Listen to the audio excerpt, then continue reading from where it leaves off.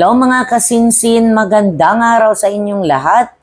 At bago tayo mag-umpisa ay hayaan niyo muna ako magpapasalamat sa lahat ng ating mga subscribers at sa mga magsa-subscribe pa. At higit sa lahat sa ating mga nagpa-member sa ating channel. Maraming salamat sa inyo. Super appreciate ko lahat ng suporta ninyo at sana tuloy-tuloy yung suporta nyo para marami pa tayong matutulungan na ating kababayan.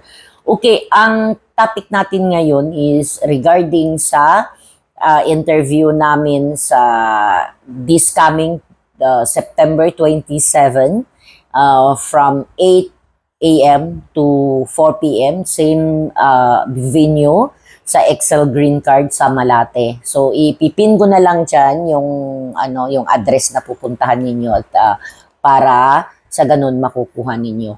So okay,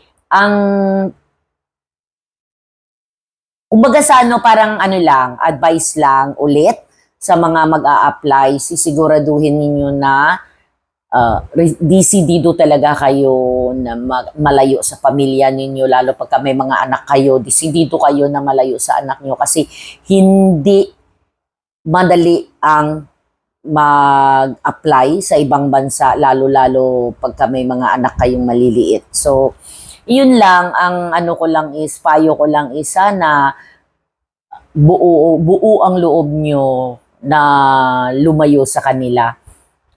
Tsaka ihanda nyo rin sarili nyo na yung madadatnan nyo hindi ganun ka dali. Okay?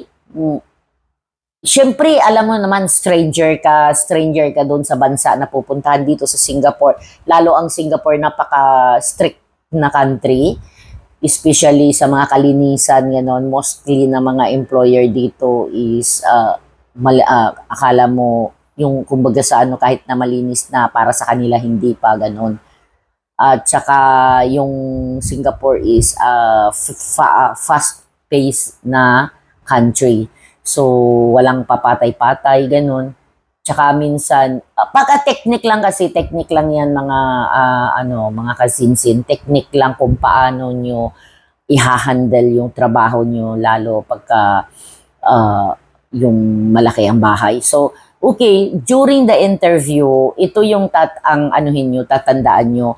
Kung baga sa syempre, ang interview namin is very simple lang at saka standard na mga question na So, kung halimbawang hindi ka komportable sa bata, hindi ka komportable sa matanda, ay sasabihin mo na kaagad sa nag-i-interview sa'yo para at least matitake note sa biodata ninyo kasi yun ang pinaka-importante. Pagka nag-send kami ng mga biodatas kasi sa employer, ay yung kung ano yung nakalahan doon sa biodata nyo, yun yung tinitingnan ng employer. And then, second na lang yung gusto kayong makausap para for more information at saka kung yung English nyo ba magkakaintindihan. Kasi alam ko naman na lahat tayong mga Pilipino ay nakakaintindi ng English, nakakapagsalita kahit baluktot. Pero syempre, iba pa rin yung gusto nila nung ma-interview kayo kung gaano ka, kumbaga sa ano yung English nyo, ganon.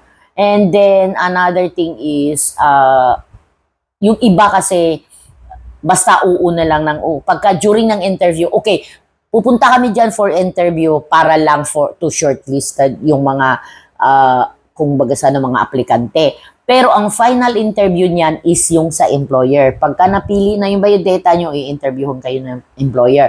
So doon na yung final interview. Sa final interview ng employer, pakinggan nyo kung ano yung sinasabi ng employer. Pero of course, hindi ko sinabi na i-decline nyo kaagad ang employer. After nyo marinig yung side ng employer, sasabihin naman ng employer sa'yo, do you have any question? Ganon.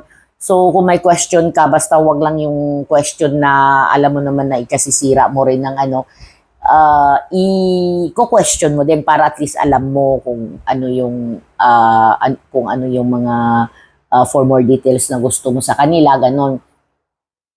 And then, kung halimbawa sa palagay mo na hindi itong employer na to na after interview na parang hindi mo sasabihin mo lang sa agency na, ma'am, I'm sorry yung nag-interview sa akin para hindi ko nagustuhan, ganon. Pero hindi yung ikaw mismo ang mag-decline sa amo. Hayaan mo yung agency magpaliwanag. So, yun. And then, another thing is, ang agency namin is zero loan. Wala kaming loan. Sa mga nagtatanong, walang loan dito. Pero of course, there is some fees na involved pagka nag-apply kayo. So, for more information for that, i-PM nyo lang ako at ibibigay ko sa inyo yung information kung saan kayo, contact kung saan kayo makakakuha ng full,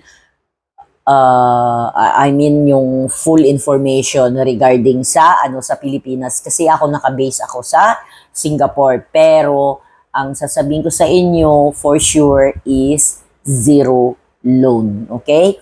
And yung iba sa mga nagtatanong ano yung basic salary dito, ganon, etc.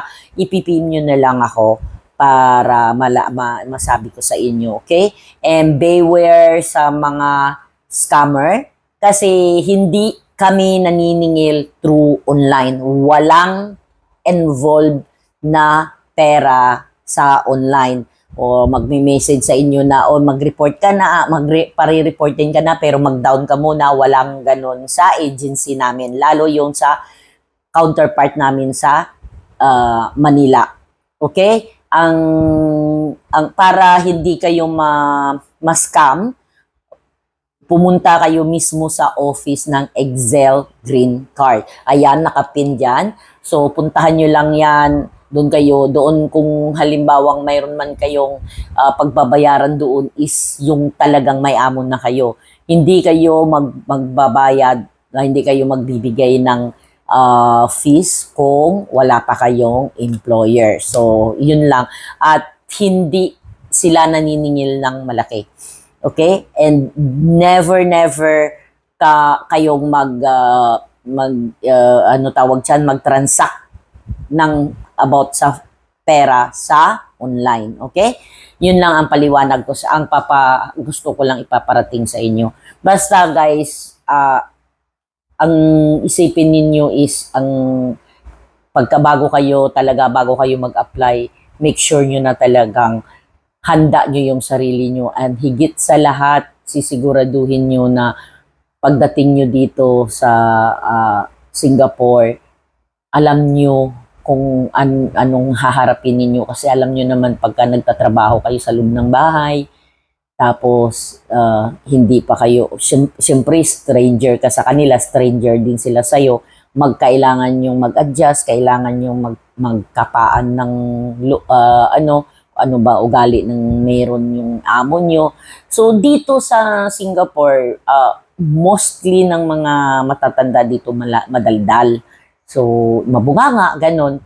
So, kailangan ihanda nyo rin. Basta ako lang ang lagi ko pinapayo sa mga aplikante ko na hanggat hindi ka sinasaktan, pinapakain ka ng maayos, pinapatulog ka ng maayos, sinuswelduhan ka ng maayos,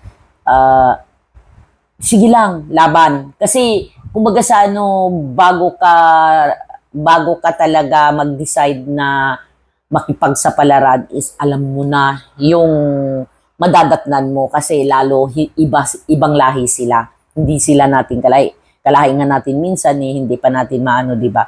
So yun lang guys ang ko na ihanda nyo yung sarili nyo sa lahat ng hamon pagdating nyo sa ibang bansa, lalo dito sa Singapore is a fast-paced na country. So walang parang sa kanila time is gold. So yun, basta any problem na you facing in the employer, andito lang ako.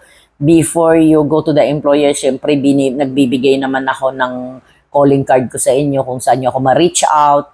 At saka may mga social media din naman ako na pwede nyo ma-reach out. Mayroon akong TikTok, mayroon akong Facebook, mayroon akong YouTube, at saka mayroon din akong Instagram. So, kahit saan dyan, may WhatsApp. Pero ang WhatsApp ko ang pinaka-active sa lahat.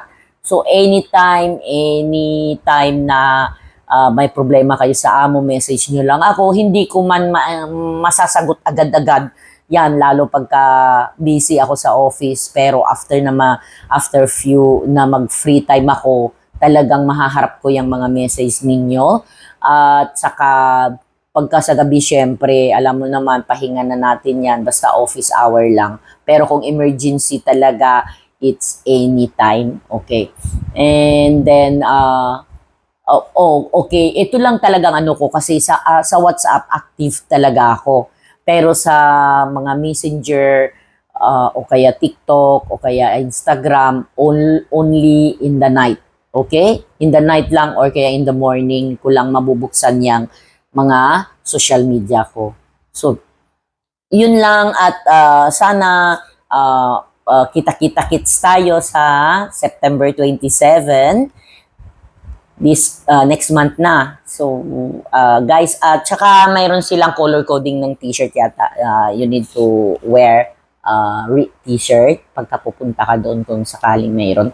So, yun lang at salamat, maraming salamat sa lahat ng mga sumuporta sa atin at saka alam nyo naman na itong channel natin is para talaga sa mga applicant. Mayroon din namang mahahalo na mga syempre lifestyle ko, ganon, travels, kung magta-travel man ako. Pero most probably, ito ay para sa ating mga aplikante na para ma-reach out natin sila, makatulong din tayo sa kanila. So, yun lang guys at maraming salamat and God bless everyone. Tsaka ito na lang ang ano ko is don't forget to subscribe, like, and comment sa ating YouTube channel para marami pa tayong matutulungan at ma-reach out na kababayan natin. Thank you so much and God bless everyone. Bye!